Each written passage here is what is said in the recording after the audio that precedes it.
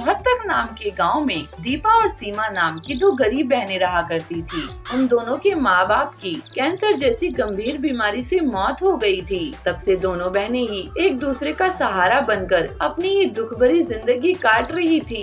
दोनों बहन सिलाई का काम करती थी और उसी से अपने लिए दो समय के भोजन का इंतजाम करती थी। दोनों बहनें दुर्गा माँ की बहुत बड़ी भक्त थी और वो हर दिन देवी दुर्गा के मंदिर जाकर उनकी पूजा अर्चना करती थी। ऐसे ही एक दिन उनके गांव की पड़ोसन पुष्पा नाम की औरत आई। अरे दीपा, मेरी बेटी का शादी का लहंगा सिल दिया क्या? हाँ काकी, सिल दिया है, ये लीजिए। दिखा तो जरा। अरे ये क्या सिला है? मैंने ऐसे थोड़ी कहा था। नहीं काकी, आपने जैसा कहा था वैसा ही मैंने तैयार किया है।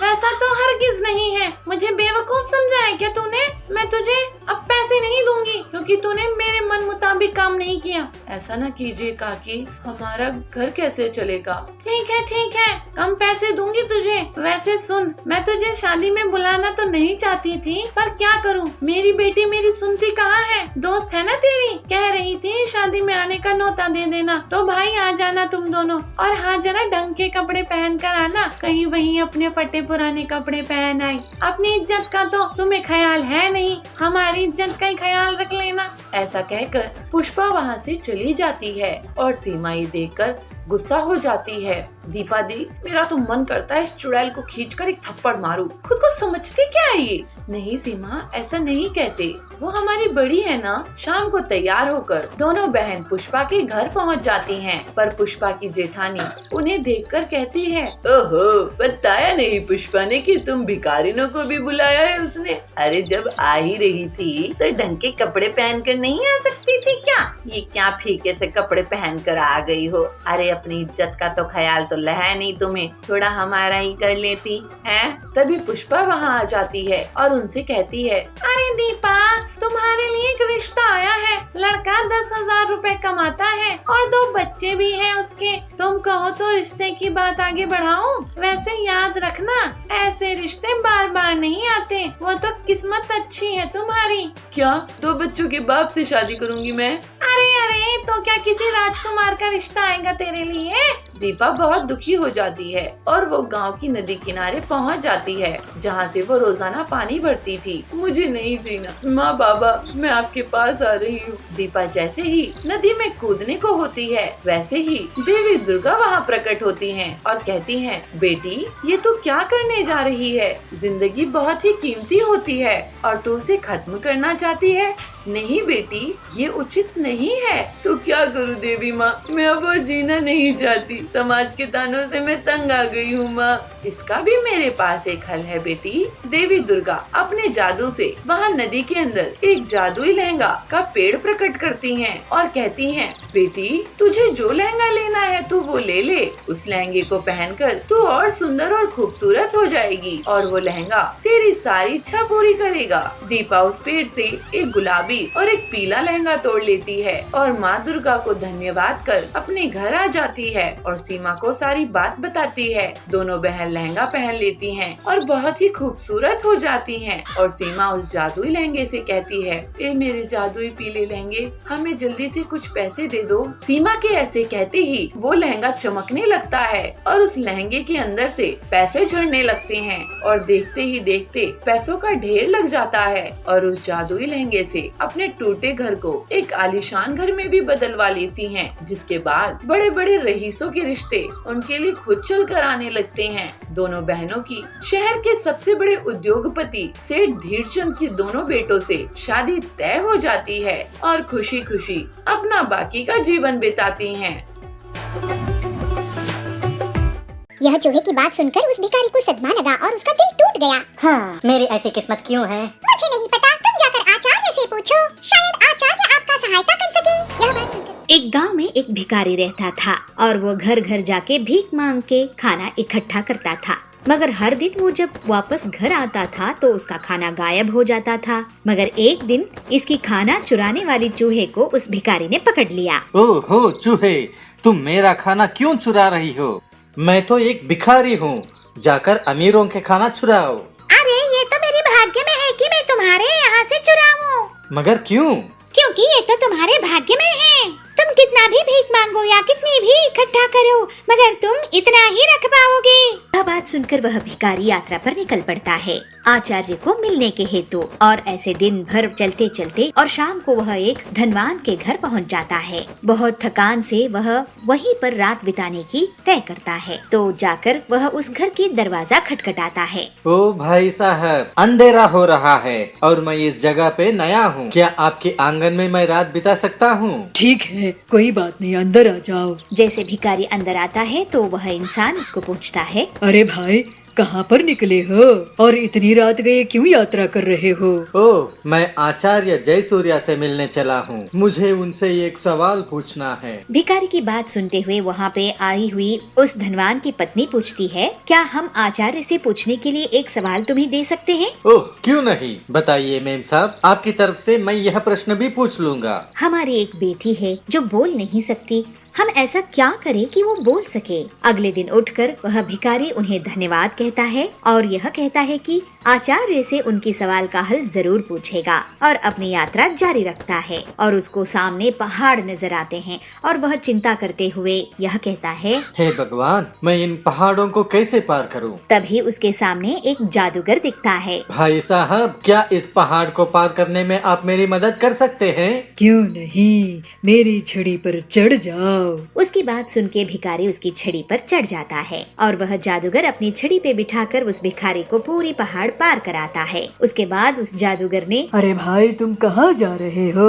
मैं आचार्य जयसूर्या से मिलके अपने भाग्य के बारे में पूछना चाहता हूँ। अच्छा, क्या मैं भी एक सवाल दे सकता हूँ आचार्य को पूछने के लिए? मैं कितने सालों से स्वर्ग जाने की कोशिश कर रहा हूँ और मेरी शिक्षा के अनुसार अब तक मुझे स्वर्ग पहुँच जाना चाहिए था। मुझे स्वर्ग जाने के लिए क्या करना होगा? क्या ये सवाल पूछ सकते हो? हाँ हाँ, मैं आपका भी सवाल उनसे पूछूंगा। जैसे ही वो आगे चला जाता है तो एक नदी पार करने की रुकावट उसे मिलती है। ओहो, अब इस नदी को मैं कैसे पार करूं? तभी उसे एक बड़ा कछुआ मिलता है और उसे अपनी पीठ पर बिठाकर नदी पार कराने की कोशिश करता है। जैसे नदी पार करते रहते हैं तो कछुआ पूछता है, तुम कहाँ जा रहे हो? मैं आचार्य जयसूर्य से मिलने जा रहा हूँ अपने भाग्य के बारे में पूछने के लिए। क्या मेरा भी एक सवाल पूछ सकते हो? क्यों नहीं, जरूर पूछूंगा। मेरा सवाल है, मैं 500 सालों से एक ड्रैगन बनने की कोशिश कर रहा हूँ और मेरे शिक्षा के अनुसार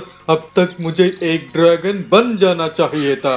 धन्यवाद प्यारे कछुए, मुझे नदी पार कराने के लिए। भिखारी कछुए को धन्यवाद कहते हुए और आगे बढ़ता है। आखिरकार वह भिखारी आचार्य जयसूर्या के कुटीर पहुंच जाता है। हाँ, पहुंच गया मैं। अब तो मैं आचार्य जी से मिलकर ही रहूंगा। सबके सवालों को अपने जहन में सोचते हुए वह भिखारी अंदर पहुंचता है और आचार्य को सादर प्रणाम करता है। आचार्य, आप कृपया मेरा नमस्कार स्वीकार करें। मैं बहुत दूर से आया हूँ आपसे कई सवाल पूछने के लिए। क्या मैं पूछ सकता हूँ? बेशक पूछो वत्स, मगर मैं सिर्फ 3 सवाल का जवाब दे सकता हूँ। यह सुन के भिखारी हैरान रह गया क्योंकि उसके पास 4 सवाल थे। पर मेरे पास तो 4 सवाल है, मैं क्या करूँ? यह सोचते हुए बहुत आलोचना करता है। पहले वो कछुए के बारे में सोचता है जो 500 साल से ड्रैगन बनने की कोशिश में नदी में रह रहा है। बेचारा कछुआ गहरी नदी में कैसे जी पाएगा? फिर वो जादूगर के बारे में सोचता है जो हजारों सालों से स्वर्ग जाने की कोशिश कर रहा है। ओहो, 1000 साल तो बहुत लंबे होते हैं, उसे तो स्वर्ग जाना चाहिए। उसके बाद वह लड़की के बारे में सोचता है जो पूरी जिंदगी बिना कुछ बोले जी रही है। हाँ, पूरी जिंदगी बिना कुछ बोले जीना ये तो असंभव है। फिर वो अपने बारे में सोचता है, मैं तो एक भिखारी हूँ, मैं जहाँ भी भीख मांग सकता हूँ। मेरे लिए कुछ नहीं बदलेगा, मगर उन लोगों के लिए बहुत कुछ बदल सकता है। यह सोचते सोचते उसको अपनी समस्या दूसरों से छोटी लगने लगी और इसलिए उसने उन तीनों की सवाल पूछने की फैसला किया। कछुआ ड्रैगन बनने के लिए अपनी ढांचे से बाहर आना होगा।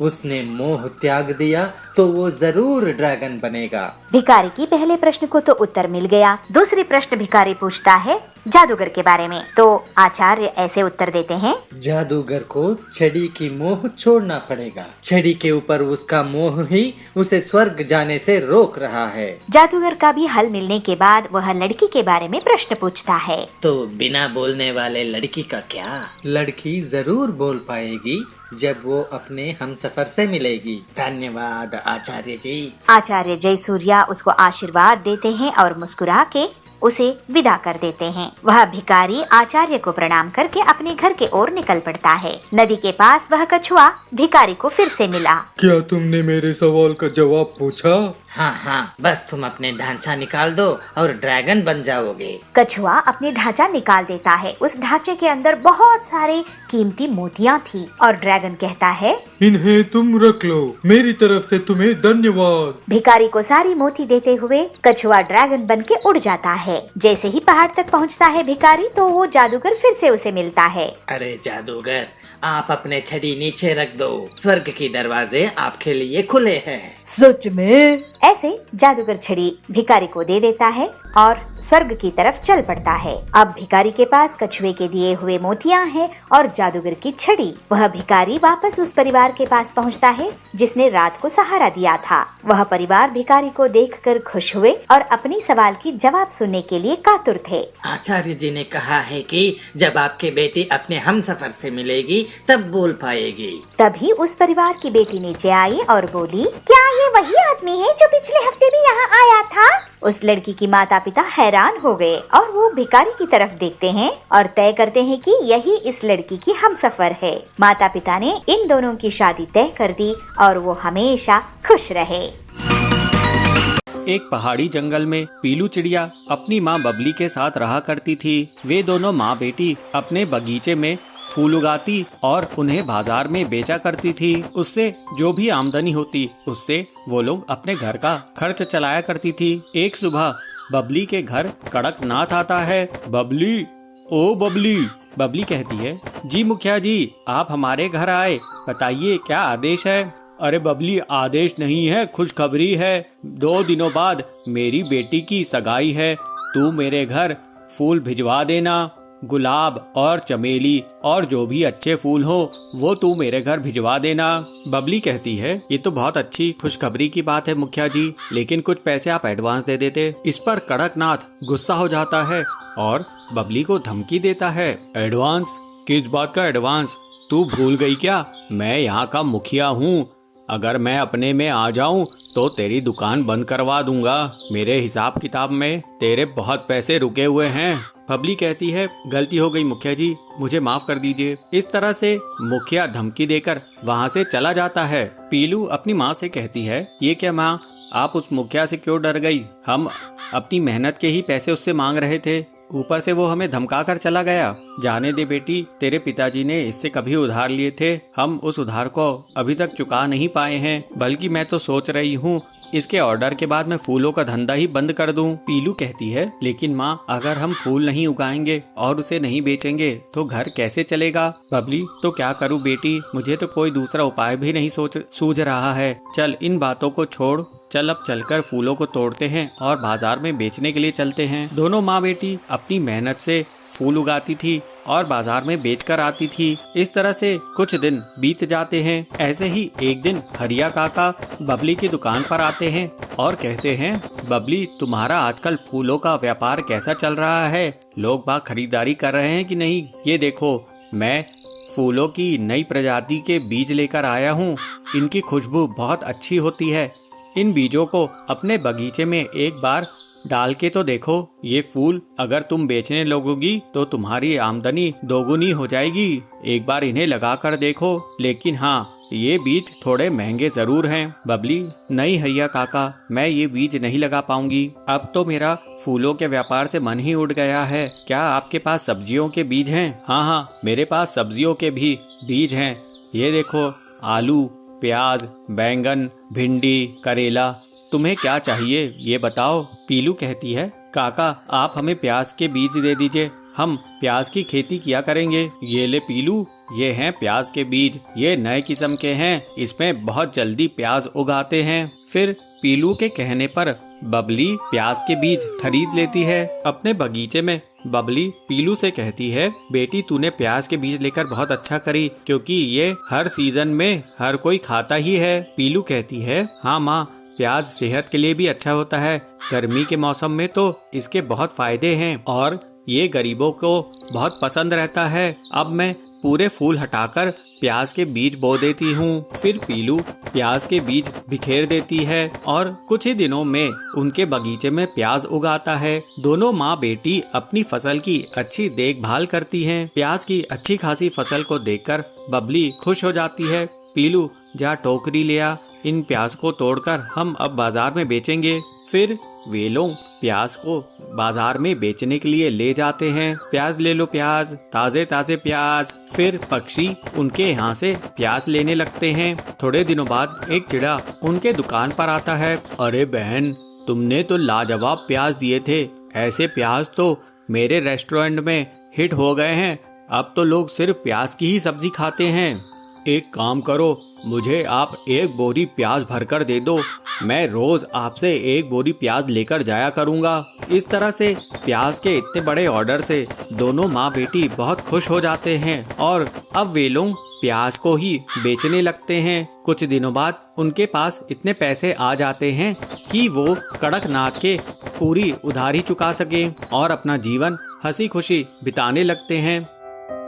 लालमपुर में बबलू एक गरीब लोहार था। वो और उसकी बहू पीलू लोहे के औजार का काम करते थे। फिर बबलू उन औजारों को बाजार में जाकर बेच देता था। बबलू का बेटा बंटी लोहारी के काम को बिल्कुल भी पसंद नहीं करता था। उसे एक दिन बहुत बड़ा बिजनेसमैन बनना था और वो अपने पिता की एक भी बात नहीं मानता था। एक दिन बबलू की तबीयत बहुत खराब हो जाती है। वो बंटी को बुलाकर कहता है, बेटा बंटी, हमारा खानदानी काम है लोहारी का। तू पता नहीं किस दुनिया में है, जमा जमाया काम है, इसे आगे बढ़ा। मैं तुझे पुरखों की निशानी देना चाहता हूँ। ये ले लो, ये है वो लोहे का तवा जिससे मेरे पिताजी ने काम शुरू किया था, घर के लिए बनाए थे वो ये तवा। हम यही काम करके अपने घर के लिए रोटी कमाते हैं। अब मैं ज्यादा दिन नहीं रहूँगा, तू इसे ले और अपनी कमाई कर। क्या पिताजी, मैं ये लोहे का मजदूरी वाला काम नहीं कर सकता हूँ। इतने साल काम करके जायदाद के नाम पर हमारे पास क्या है, ये लोहे का तवा। मैं बड़ा आदमी बनना चाहता हूँ, इस काम से नफरत करता हूँ। मैं कभी भी इसे बड़ा आदमी नहीं बन पाऊंगा। अरे आप अपने पिताजी से ऐसे कैसे बात कर सकते हो? इन्होंने घर का पूरा खर्च इतने सालों तक संभाले हैं। आपको ये काम करने के लिए ही तो कह रहे हैं। क्या गलत बोल रहे हैं? काम नहीं करोगे तो बड़े आदमी कैसे बनोगे? क्या सपनों में बनोगे? अरे अच्छा पिताजी, मुझे माफ कर दो। मैं आपका कहना मानूंगा और मेहनत से काम करूंगा। इस लोहे के तवे की कसम, इससे पैसा कमाऊंगा। इसके बाद कुछ दिनों में बबलू परलोक सिधार जाता है। आप कब से काम शुरू करेंगे जी? कहीं आपका इरादा तो नहीं बदल गया है? मेरा मन नहीं है लोहार का काम करने के लिए। तो फिर क्या अपने पिताजी को झूठा वादा किया था क्या? और घर का खर्च कैसे चलेगा? आप क्या चाहते हैं कि हम भूखे मर जाएं, बेघर हो जाएं? अरे तुम क्या बकवास कर रही हो? हाँ, तो फिर इस तवे का इस्तेमाल करो, काम शुरू करो, अब खाली मत रहो। तुम यही चाहती हो ना कि मैं इस तवे का उपयोग करके पैसे कमाऊं? तो मुझे 2-3 दिन दो, मैं इसका इस्तेमाल करूंगा और पैसे कमाऊंगा, लेकिन मैं लोहार का काम नहीं करूंगा। इसके बाद बंटी 2 दिन तक सोचता रहता है और फिर एक चौक में अपना छोटा सा लोहे की तवे पर आलू चाट की दुकान खोल लेता है और बंटी का काम बहुत अच्छे से चलने लगता है। लोग उसकी आलू चाट की बहुत तारीफ करते हैं। लोहे की तवे में गर्मा गर्म आलू चाट में वो अब अलग अलग फ्लेवर्स भी ले आता है और जल्दी ही उसकी कमाई और बढ़ जाती है। वाह जी, आपने तो बहुत ही कमाल का आइडिया निकाले हो। ऐसा तवा आलू चाट तो पूरे जंगल में नहीं मिलता है। हाँ पीलू, ये तुम्हारे और पिताजी के कारण हुआ है। अब अपना एक बड़ी दुकान खरीदेंगे। वाह जी। और बंटी एक बड़ी सी दुकान ले लेता है। इसके बाद बड़े बड़े सेठ भी उसके यहाँ तवा आलू टिक्की खाने के लिए आते थे। शादी पार्टी इन सब का ऑर्डर भी इन्हें मिलने लगता है और अब तो पीलू भी बंटी का साथ देने लगती है। पीलू, मैं अब समझ गया हूँ मेहनत का सही मतलब। पिताजी ने कितनी मेहनत से मुझे बड़ा किया। मैं उनके काम को कम ही मानता रहा। तुमने मुझे भटकने से बचा ली। अगर तुम नहीं होती तो मैं अपने पुरखों का नाम रोशन नहीं करता। तुम्हारे कारण ही मैं इतनी तरक्की कर पाया हूँ। ये लो सोने का हार। इस तरह से अपने बड़ों का सम्मान करने के कारण और कड़ी मेहनत से वो बहुत बड़ा कारोबारी बन जाता है। फिर पीलू और बंटी खुशी खुशी रहने लगे।